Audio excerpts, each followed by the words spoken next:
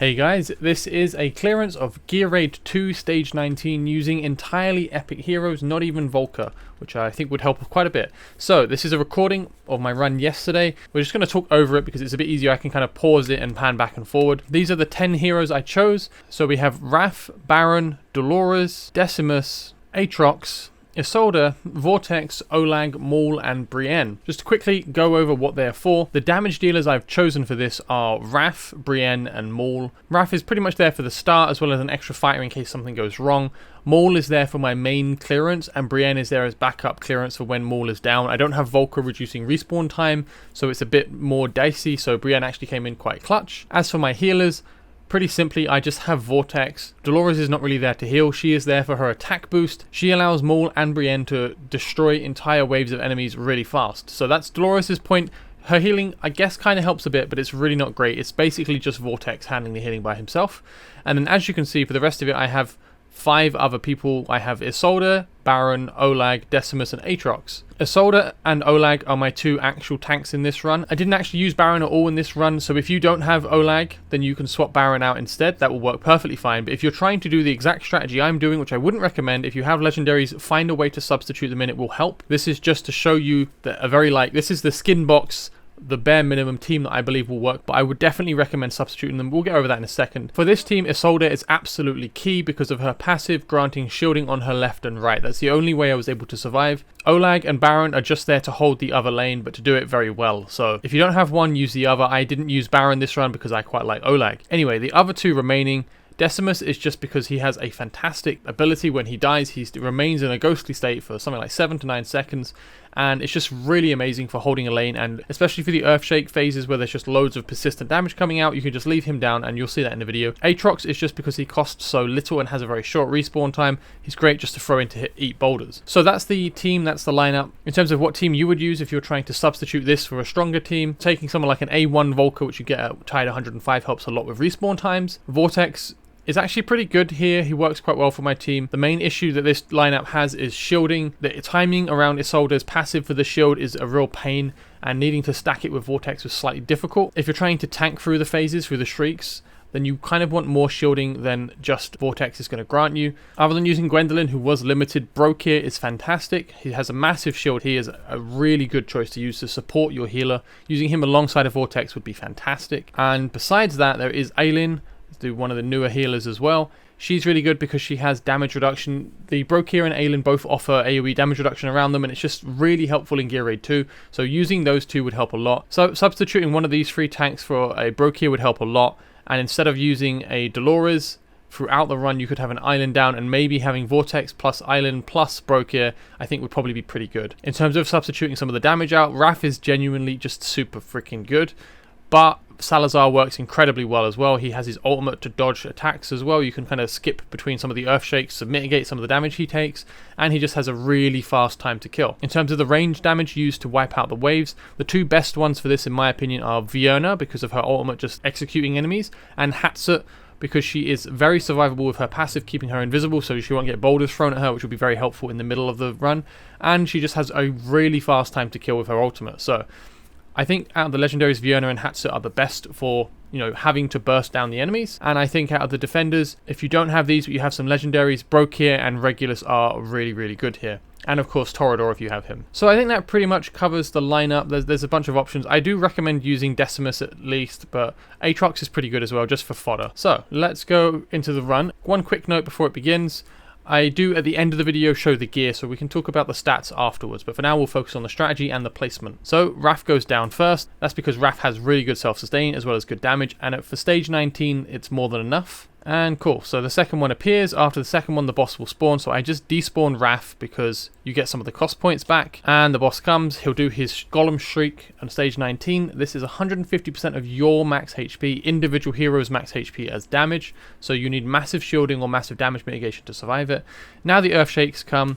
Something interesting to notice with the Earthshake is 2 pounds, then a big attack, and he does that 3 times. So it's a total of 9 damage instances, but they're split in that way. So you can kind of count it, and then you can place your heroes really finely just after the final damage instance. I went to place Decimus, but I waited until the 3rd instance of damage was finished from his first wave of Earthshake. so Decimus could survive a tiny bit longer, as I had issues before placing him a little too early and then him despawning before this one hit him. So I place him, he absorbs this hit, this guy is blocked now, and you see his health goes down from blocking. Decimus is in his ghost phase, so I place Brienne and I place Dolores to boost her. Olag is dropped down to tank these hits and to basically let them die on him. Vortex goes down, and you can notice I have a Spirit Horn on Vortex, which makes his ult come up sooner. This might not be necessary with how I've done the run, but some of the earlier attempts I had relied upon it, so you might not need it. But here's something very important to this run. I've placed down 4 people at the moment. I have Brienne, so she can wipe out the wave. Dolores to allow Brienne to kill the wave. Olag, because I needed to block the 2 spawns just now, and he needs to defend these ones coming up. And I have Vortex to actually shield and try to survive the Shriek, which is going to be coming afterwards. And I need to place down Isolde. However, Isolde needs to shield with her passive. I'll put the little block up on the screen. She needs to shield with her passive on both sides, left and right, but mainly on Vortex. We want Vortex to survive, that's very important. Keeping Dolores alive is very nice, but it's not as crucial as Vortex. So I'm waiting on my Isolde placement for this arrow to spawn from the top. When the arrow spawns from the top, I then place my Isolde, purely because it lines up with the passive. It means that the passive will then fire out a shield on the left and right just as the bosses are starting to do his attack. So now the enemies are reaching, is only 3 waves. There's 6 enemies in total just before the second Shriek. So I can ult on Dolores already, and I can now ult on Brienne, and then it will kill all of these. I despawn Brienne just so I make it easier for my Vortex to heal. When the Earth Shakes start happening, I don't want a single target healer to be splitting over 5 people. So having less people to heal makes it a bit safer. If Vortex dies, it's all over. And you can see the Golem Shriek is starting, so if you watch Isolde, I shield with Vortex, and then Isolde slams her sword into the ground just there, and it stacks the shields up. So this is clearly over 50% HP as a shield for the rest of everyone. It hits, and you can see Vortex heals himself. We have 2 of the Death Nail pops, which are artifacts that grant you some health if your health goes below a certain threshold, and everyone is pretty much alive. I drop down Aatrox and Decimus in front just because they will absorb a hit from these. It means that when these boulders hit, they'll lose most of their HP. Aatrox will die instantly, Decimus will tank for a while, and then they will roll through afterwards and collide with the backline and die. It just makes it a bit easier on the healing, because I don't really care that these 2 die. So you see, 1 died on the left here, killed Aatrox, went through, died on Olag. On the right side, Decimus is still up. This one is still there, but it means that when Decimus does die, so hits there. So now both of them are wounded. When he does die, they'll roll through and hit Isolde, but they'll both just immediately die. I don't have to worry about Isolde tanking them with no DPS up. There is Olag tanking, but Olag is just such a beast. Maul goes down. He's helping deal with the one on the left. And you see they died on the right side, rolling into Isolde. Now this part is a bit tricky. I think this is probably the hardest part of the run. These guys are throwing boulders at the middle, and I haven't re-geared my Maul or my Brienne, so it's a massive amount of damage coming out. I haven't re-geared my Dolores either. She's just built pure attack for Guild Boss to give me as much attack boost as possible, so it's actually quite a lot of damage for her to be taking. But thankfully, with some overshielding from Vortex, it's just possible. But one other thing I'm doing is I ulted with Olag quite early. That's because A5 Olag shares some physical damage mitigation to allies around him, so hopefully he's reducing the damage they take just a bit, and it makes it a bit easier to keep them alive. So you can see I'm waiting on their ultimates. Maul is not ready. Dolores is nearly ready. So I ult with Dolores just because it helps. It lasts 22 seconds. And now I'm ready to ult with Maul because they're going to move into it. Maul ults, deletes that entire wave. It even hurts the boss a little bit, but you can see how tanky it is. It didn't really do a lot. And I despawn Maul to make it easier to heal. And you can see another shield just came out from Isolde, so everyone is shielded again. And I'm really hoping that my Vortex gets it in time, and I just about managed to do it again. So the timing on the second one is really quite tight. It's quite hard to get that one down, but fortunately my Vortex was just about able to get his ult up in time, because you do need to stack both of them for it to work. The Shriek goes off, and you see how low my Isolde is, so it's really clutch. You really do need everything to stack. So now we're down to 22 out of 27. This is the final wave of enemies before we fight the boss. So we have 2 more rolling here. Once again, I can place down Decimus and I can place down Aatrox, and this will just, the same strategy as last time, helps reduce the HP of the enemies to make it easier for my backline. This one didn't roll into the backline this time, so that's kind of a pain, but it's Olag, he's going to be fine. And on this side, it looks like one of them's rolling and one of them's not, but I can now place down Raph on the left to help kill these ones to help Olag out, and I can place Brienne covering the entire thing so she can help kill the ones on the right as well as help on the left. So that's pretty much the strategy now. You can see it's pretty clean. 2 Shrieks as well as a bunch of Earth Shakes, and now when I get to the end, I have Dolores up, I have Raph down, I have Olag tanking, who is just incredibly powerful as a tank. Vortex is still able to heal because he has such a big range of healing, and Brienne on the boss. Damage reduction from Olag from his shield. ult from Brienne underneath Dolores' ult, and the boss goes down. So that's it. That's pretty much the strategy. Quite a lot of waffling, but the timing is incredibly important. The first time I beat this, I tried to do another attempt so I could record it for this video, and I failed a bunch. It took me like another 30 minutes to get this run to work again, because the timing is so precise on getting your Isolde to line up with your Vortex. Often I would find my Vortex just wouldn't have enough rage to cast his ultimate when he needed to the second time around. So you may need to play with rage regen on your Vortex. So here are the damage stats. Maul is obviously doing fantastic work, Brienne's doing pretty good, and Raph helped out quite a lot as well. And for damage taken, you can see Olag really is just tanking it like a beast, and Isolde did pretty good as well. For the healing done, you can see it's all Vortex, as well as quite a bit from Raph just solo healing himself, but Dolores didn't really contribute much healing, so it is pretty much just Vortex keeping this team going. And then if we have a look at the hero gear, this is my Raph first. Like I said, I haven't changed anyone's gearing for this. I think the only people I changed was Vortex. I gave Vortex some of the gear from my Gwendolyn to make him have better HP, because he's pretty much the most important person for this run. We'll get to him when we're there. This is just my Raph. This is what I was using in Guild Boss. I don't use him in Guild Boss anymore at the moment, but he is very good there. Maul is a bit low on crit rate, but pretty good on crit damage and attack. And then we have Brienne. Once again, it's a similar thing, but you can see this isn't the best gear. This is kind of just gear I've had on these heroes for a long time. I've not been updating it. I've not been upgrading them. This is just kind of old gear I've had that's worked. Dolores' gear is a bit more important because you really need as much attack as possible. Mine isn't the best geared. I do need to work a bit more on that, but she works fairly well for what she's there for. And Olag is just incredible, so I've given him some fairly decent gear. I've gone for the Guardian set just to reduce damage by 10%. I really like that, and I've got the new Elite Defender set on him as well.